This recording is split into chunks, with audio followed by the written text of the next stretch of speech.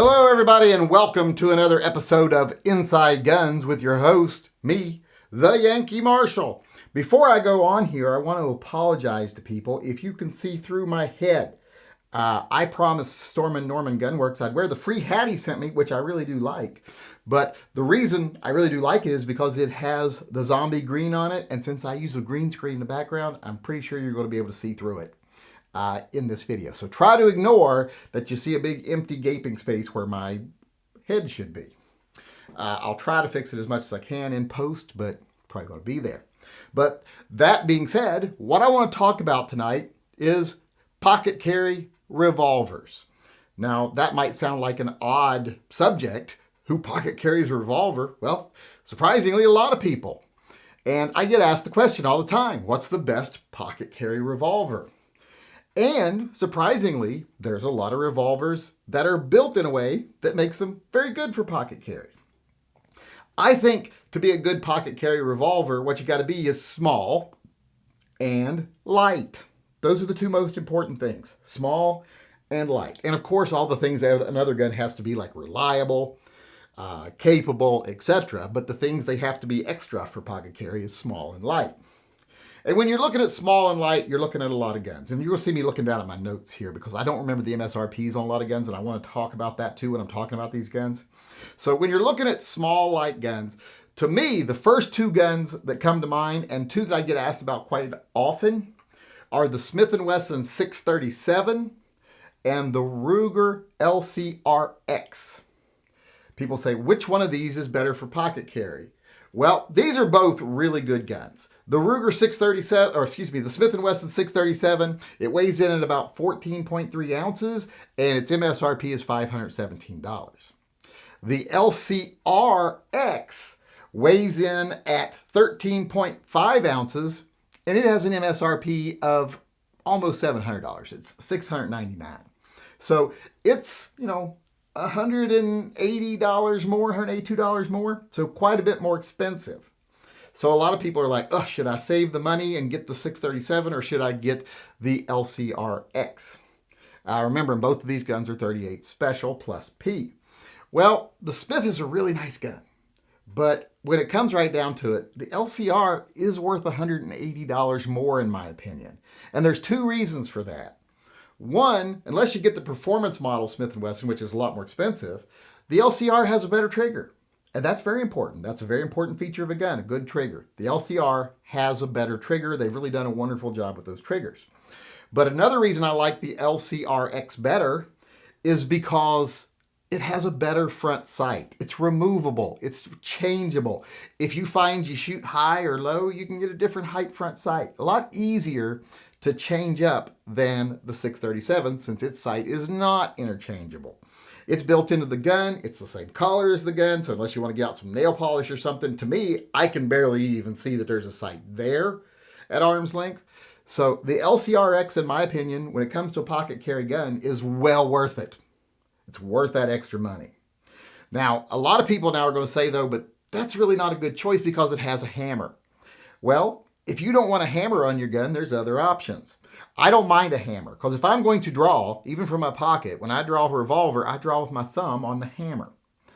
It's just the way I was always taught to draw so that you avoid any snagging. It works in the pocket too. But if you're not someone who wants to do that, then let's move on here and go to revolvers that don't have hammers for options. Some options you can look at are the Smith 638, the Smith & Wesson 640. Those both weigh about the same as the 637, and they have the same MSRP of $517. They sell for under $500. I usually see them for like $489, so they're not super expensive. Like I said, they both weigh about 14.5 ounces in that range, and they're very good guns. Now, the 640 is hammerless. It's not hammerless. It has an internal hammer. It's not a hammer you can cock or anything like that. It's just a double action only pistol. The 638 is just like the 637, except it has a shrouded hammer. Now that right there puts it in the lead in my category. That shrouded hammer, I don't like double action only guns. Having the hammer there that's still fully usable but completely enclosed so it's not going to snag on anything, That's awesome. And those were designed for like undercover police officers, etc. They were meant to be kept in a jacket pocket and be able to be drawn easily, I should say, but still be cocked back for that really light single action trigger. So that's in the lead for me right now. But then you have to consider the regular LCR. And in this case, it's still nearly $200 more, but is it worth it over the 638? Yes, still for the same reasons. Better trigger, better front sight. So far, if you're looking what I think is best overall pocket carry revolver, you're probably looking at an LCR if you don't want a hammer, LCRX if you do. They are pretty much the sweet spot of price, performance, weight.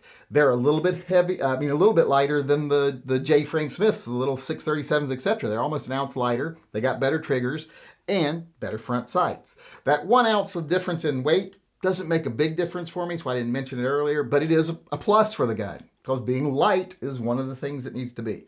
So I'm going to say the best overall, like I said, LCRX or LCR, depending on whether you want a hammer or not.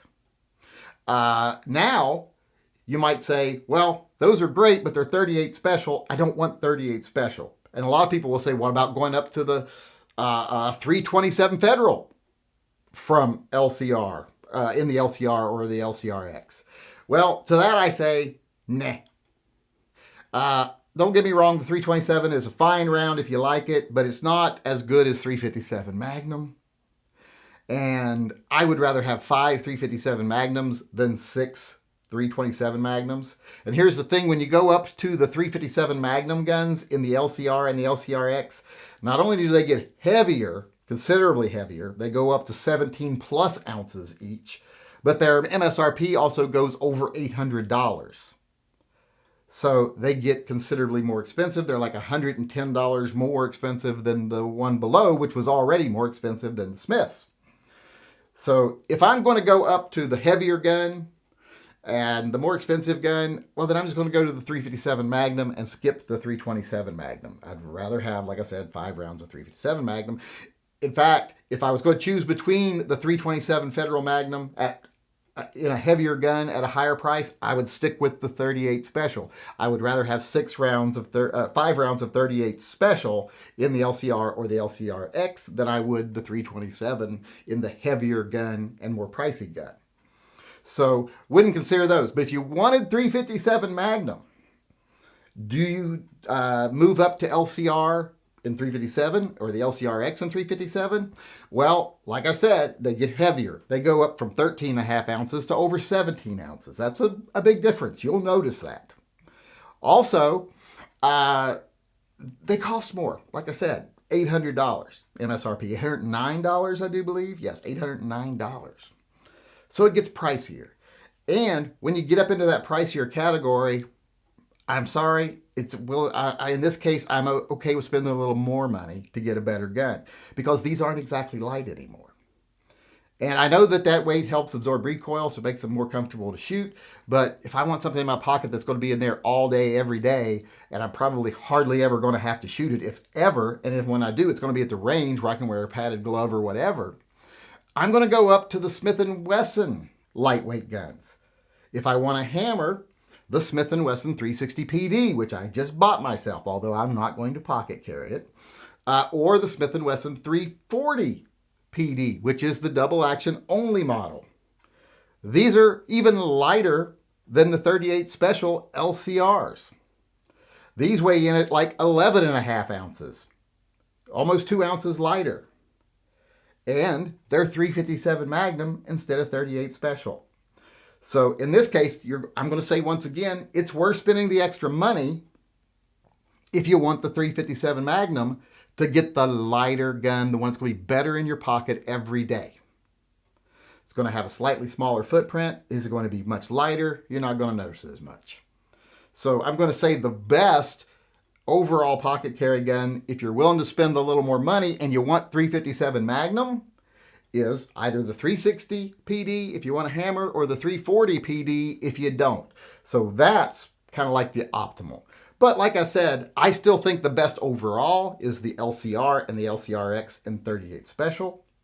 Now, if you want to get a bargain gun, like something that's just cheap and works good and it's 38 Special and you're okay with that, you don't want to spend moderate level, like you don't want to spend the 700 MSRP on the LCRs, and you definitely don't want to go up to 357 Magnum because maybe you don't want to shoot something that powerful or you don't want to spend that much money. Well, then look at a Bodyguard 38 from Smith & Wesson. Just the base model, very inexpensive. They sell for under $400, like $395. They have kind of a cool mechanism on the top for opening them.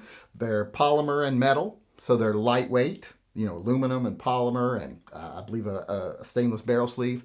So they're very lightweight, very easy to carry, and very inexpensive.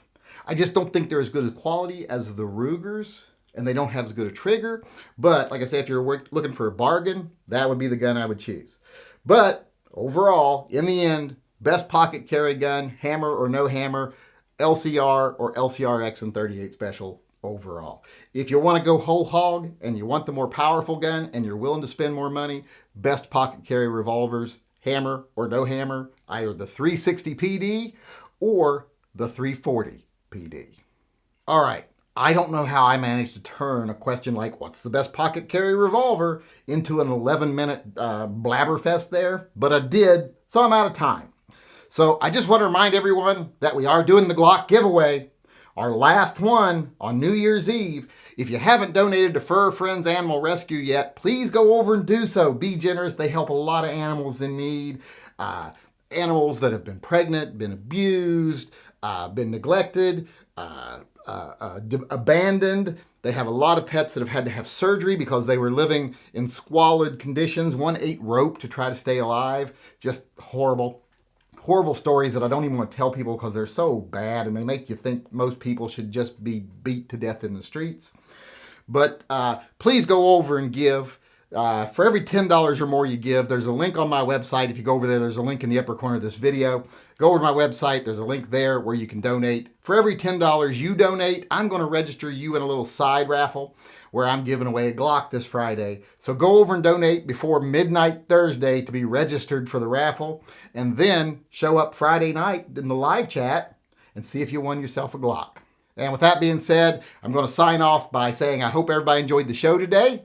I hope you come back again tomorrow. Until then, remember, always carry and stay safe until I see you again.